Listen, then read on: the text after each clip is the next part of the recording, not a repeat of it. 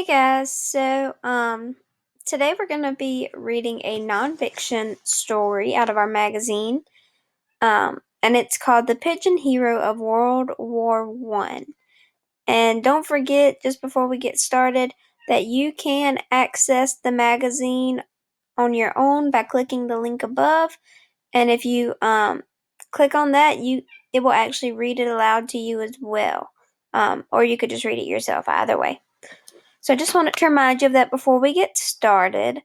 Um, so before I start reading, just to remind you, because one of your assignments is going to be on text features, so that's like headings, maps, pictures, captions, sidebars, those sorts of things. So while we're going through, make sure that you're paying attention to those things, and I'll try and zoom in on the pictures and the maps and stuff to give you guys a better look at it. So let's go ahead and get started. So once again, The Pigeon Hero of World War I, the incredible true story of the bird that saved nearly 200 American soldiers during World War I, by Lauren Tarshis. Let me go ahead and zoom in.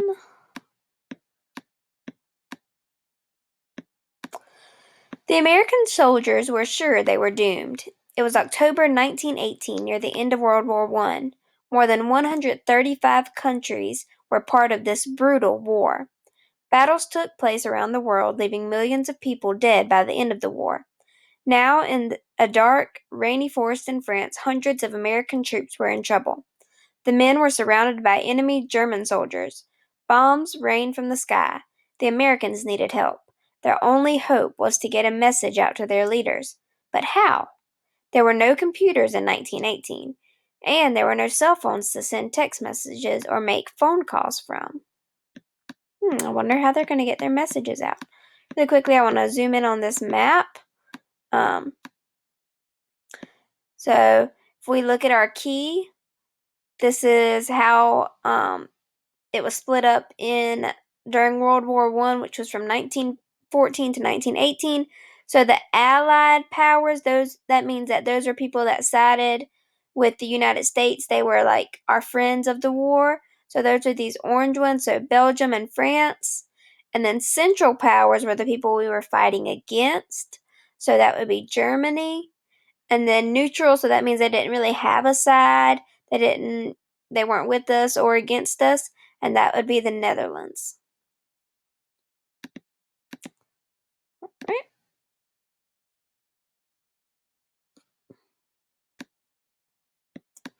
Sorry, y'all. Luckily, there was one brave hero who had been trained for a moment just like this. She took off with the message and raced across the forest. She was not a soldier. She was not even a human. She was a pigeon. Her name was Cher Ami. Incredible powers. Long ago, the only way to send a message over a long distance was to send a human runner or a pigeon. Ship captains used pigeons to send weather reports back to the shore. Knights used pigeons to send news back to their kings. Pigeons were even used at the first Olympics nearly 3,000 years ago. The birds carried the results of chariot races to surrounding cities. In the 1800s, new inventions like the telephone changed the way people communicated. But sending messages over long distances was still hard in wartime. It was especially difficult during battles. And in World War I, the battles were bigger and bloodier than any the world had seen. So when it came to sending messages from a battlefield, nothing was as reliable as a pigeon.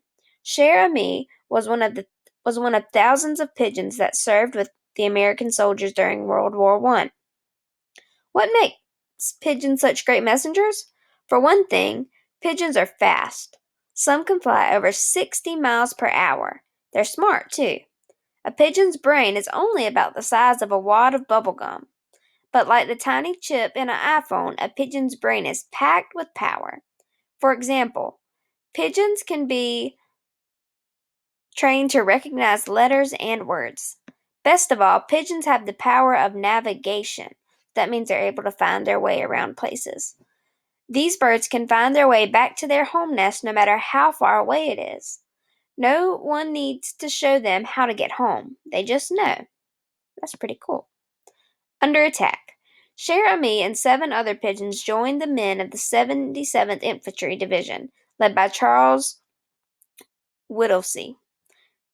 Cher Ami's home nest was at the American Army headquarters near Argonne.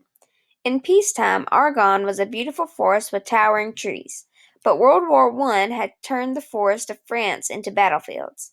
In the fall of 1918, Whittlesey led an attack on the Germans in Argonne. On April 3rd, Whittlesey's men met a strong German force deep in the forest. The Americans were soon surrounded and under attack. The men tried to fire back, but they were short on supplies and worn out. Food had run low. It was hard to get water. Every hour, more men were killed or wounded. And so before I start this last paragraph, I want to come up here to these pictures and read this caption. It says Pigeon Power. Above, this automatic camera strapped to Cher Ami took photos of the battlefield as she flew home. Left. So that's Cher Ami with the automatic camera strapped to her. And then to the left, the soldiers released pigeons with messages from the battlefield in 1915. So they're letting the pigeons go to send out the message. All right. Whittlesey sent out pigeons with messages asking for help. But one by one, the pigeons were shot or disappeared. The next day, American planes appeared in the sky. Whittlesey's men cheered. They thought the planes were there to help, but the planes weren't dropping supplies. They were dropping bombs. Whittlesey realized the planes didn't know that he and his men were in this part of the forest. The bombs were meant for the Germans, but instead they were killing Americans. Whittlesey frantically wrote a message to his leaders. He gave their location in the woods and said they were under American attack. He wrote, "For heaven's sake, stop it." She kept flying. By this time, only 2 pigeons were left, Cher Ami and one other. The other bird was scared. It flapped away before taking the message. Now it was up to Cher Ami. With the message attached, she flew up a tree branch and perched there, still as a rock. It was as though she needed a moment to gather her courage, and she took off like a tiny feathered missile. Almost immediately, a bullet hit her in the eye. She fell toward the ground, bleeding, but she didn't give up. She flapped her wings and rose up again. Another bullet hit her, this time in her chest, but she kept flying. A third bullet hit her right in the leg, nearly tore it off, but she kept flying. 20 minutes after she'd taken off, Cher Ami made it home to Army headquarters with her message. The bombing was stopped. Soldiers were sent to help Whittlesey and his men. Doctors worked to save Cher Ami's life. Her leg could not be saved, but she survived. She was fitted with a tiny wooden leg. News of her amazing journey spread around the world. She was given a medal and sent to America. There she was greeted as a hero who had saved the lives of nearly 200 men. World War I ended 5 weeks later. Cher Ami's last flight. This war caused death and suffering for many people around the world, but there are also many stories of courage. And among these is the story of Cher Ami, the brave pigeon hero of World War I. Alright, so now I'm going to come up here. So this says animals in wartime. From sniffing out bombs to carrying the wounded, animals have had many jobs in wartime. So these are different animals that they have used during the war. So horses, powerful warriors. Horses have been used by military troops for thousands of years. They pulled chariots in ancient times. During World War I, horses were ridden into battle and helped move equipment. Cats, pest patrol. During World War I and World War II, thousands of cats were brought in to kill rats, mice, and other critters that can spread disease and ruin food supplies. Dolphins, underwater protectors. Dolphins have been trained to find underwater explosives that can destroy submarines and other ships. Dogs, super sniffers. Throughout history, dogs have been used as messengers and rescuers. Today, dogs also serve in the military using their sensitive noses to find bombs.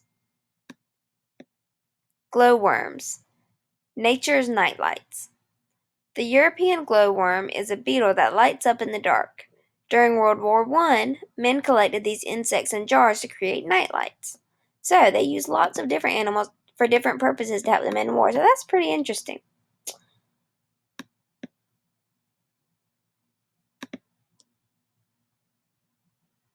All right, guys. I thought that was it. So that's the end of our story. You're going to be using the same story for all of your assignments this week. Um, like I said earlier, remember you can actually log on and look at this on your own so that you don't have to keep listening to me read it if you don't want to. Um, Either way is fine. But I hope that you enjoyed it. I hope you learned something from it. Um, and I miss you guys, and I will talk to you later.